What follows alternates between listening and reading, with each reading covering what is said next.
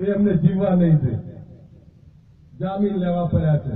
એટલું યાદ રાખજો, પહેલા કાયદો એ હતો, ઘણા બધાને અસમંજસ હશે કે પહેલા દારૂ પી અને જામીન તો પહેલા આપવા પડતા હતા, પણ પહેલા સ્વીકારીને મેજિસ્ટ્રેટ સામે કે હા મેં દારૂ પીધો છે, મેજિસ્ટ્રેટ 51 રૂપિયાનો દંડ કરે કે જાઓ ગામની એક શેરી વાળી નાખજો, આટલાથી છૂટી જતા.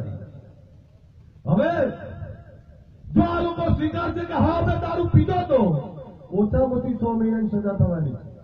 ક્યાં જશે બેટા? કાયદો કડક થયો છે અને આથી પણ કડક કાયદો હજુ બનાવીશું આપણે. પણ ગુજરાતની અંદર દારૂબંધી લાયા છીએ.